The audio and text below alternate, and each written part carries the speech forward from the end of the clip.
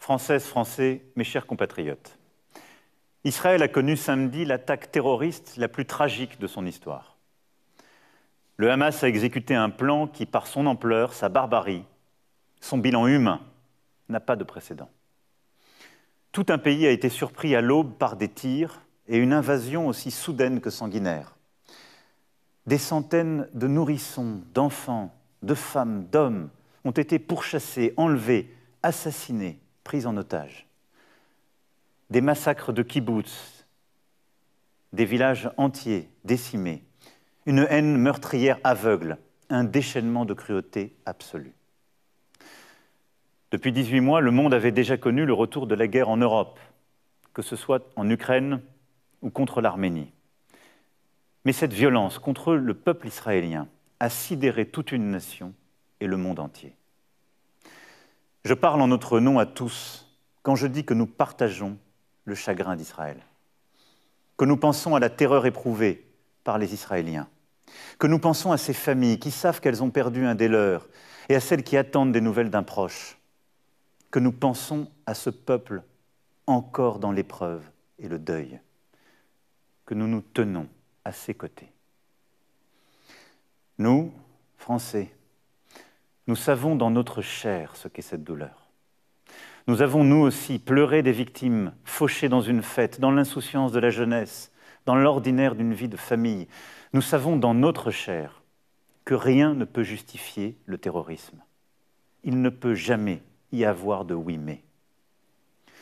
La France condamne de la manière la plus ferme ces actes atroces.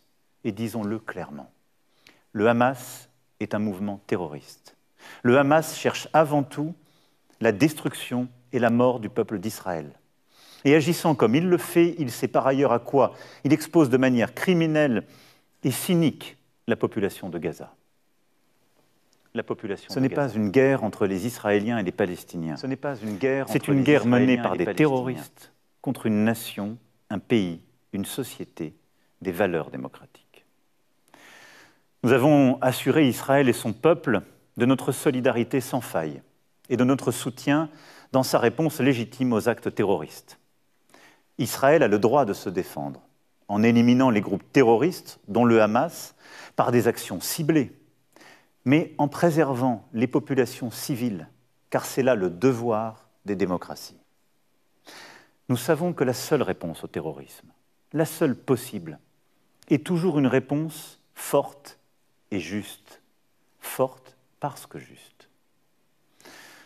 Nous sommes aussi liés à Israël par la douleur du deuil.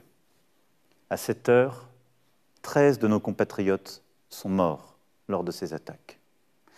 Jamais, depuis l'attentat de Nice en 2016, autant de Français n'avaient été assassinés par des terroristes.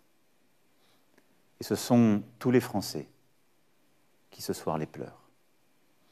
Comme nous nous inquiétons pour le sort de nos 17 compatriotes, enfants et adultes, portés disparus et sans doute, pour certains d'entre eux, retenus en otage. Je pense ce soir aux familles. Je veux leur dire que la France met tout en œuvre, aux côtés des autorités israéliennes et avec nos partenaires, pour les faire revenir sains et saufs dans leur foyer, car jamais la France n'abandonne ses enfants. Au-delà, je veux dire que nous ferons tout pour que ces otages, quelle que soit leur nationalité, soient libérés. Nous sommes aussi pleinement mobilisés pour assurer l'information des familles sans nouvelles de leurs proches et pour garantir le rapatriement à tous ceux qui le souhaitent et le demandent, et informer et secourir. Un premier vol affrété arrive ce soir à Paris. D'autres vols sont prévus dans les prochaines heures et les prochains jours. Et nous avons renforcé nos moyens pour épauler sur place les près de 200 000 Français qui vivent aujourd'hui en Israël. Nous sommes à vos côtés et continuerons de l'être. Je sais aussi que nombre d'entre vous s'inquiètent d'un engrenage tragique pour la région. Je me suis entretenu à plusieurs reprises avec le président israélien Isaac Herzog, avec son Premier ministre Benjamin Netanyahou.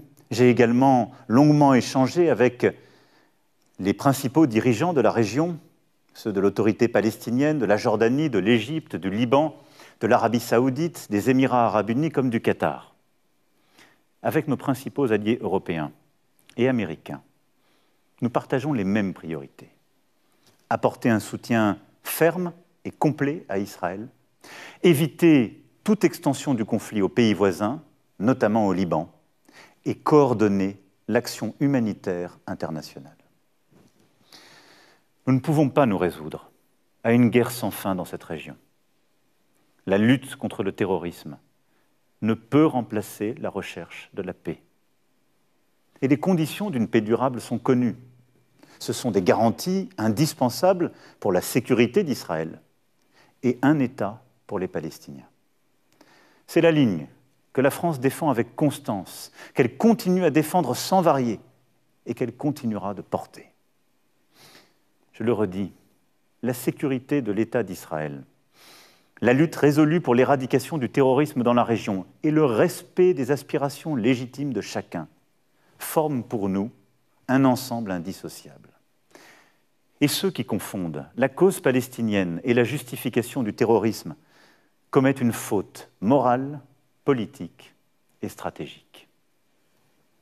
Forte de sa clarté et de sa constance, la France a la responsabilité d'agir toujours pour la paix et le dialogue. Elle le fera. Mes chers compatriotes, cet événement est un séisme en Israël, au Proche-Orient et bien au-delà. Cette barbarie heurte profondément la conscience humaine universelle. Et elle touche plus particulièrement nos compatriotes de confession juive.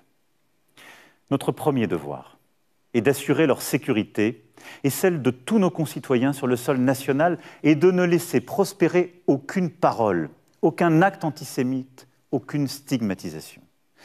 Je sais l'inquiétude, la peur parfois qu'il y a en ce moment même chez beaucoup d'entre vous, et je veux le redire ce soir.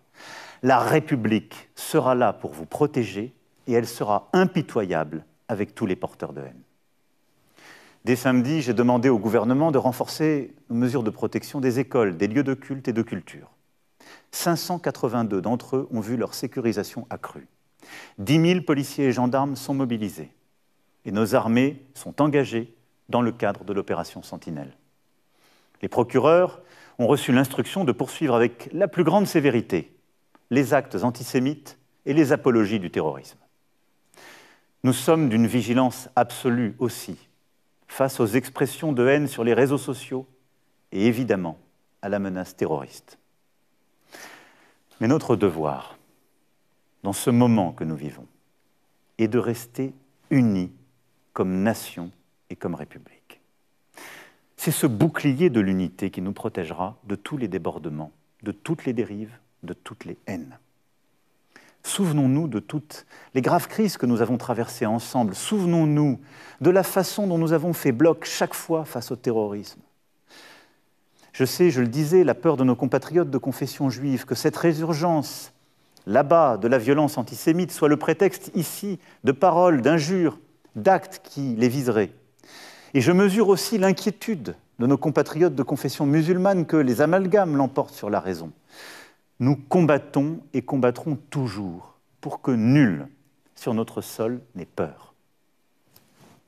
Ni suspicion, ni division entre nous ne doivent exister au sein de la nation. Gardons à l'esprit que l'antisémitisme a toujours été le prélude à d'autres formes de haine. Un jour envers les Juifs, le lendemain envers les chrétiens, puis les musulmans, puis toutes celles et ceux qui sont encore l'objet de haine en raison de leur culture, leur origine, leur genre. Ne menons pas chez nous des aventures idéologiques par imitation, par projection. N'ajoutons pas, par illusion ou par calcul, des fractures nationales aux fractures internationales. Et ne cédons rien face à toute forme de haine. Dans ce moment que nous vivons, mes chers compatriotes, nous devons condamner le terrorisme et défendre nos valeurs de fraternité et de laïcité. C'est le sens même de la rencontre que j'ai initiée tout à l'heure avec l'ensemble des responsables de partis politiques représentés au Parlement et les présidents des 3 chambres constitutionnelles. Ce fut un échange de respect, du pluralisme, de la diversité des opinions, mais surtout de concorde et d'unité. Cette unité républicaine est une force pour nous-mêmes, pour notre cohésion, et pour pouvoir porter la voix singulière et universelle qu'est celle de la France. Je vous le demande ce soir, restons unis. Unis pour nous-mêmes, unis pour porter ensemble un message de paix et de sécurité pour le Proche-Orient.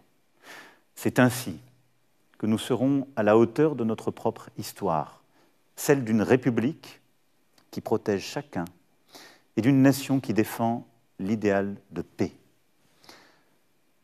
Je nous fais confiance pour cela. Vive la République, vive la France.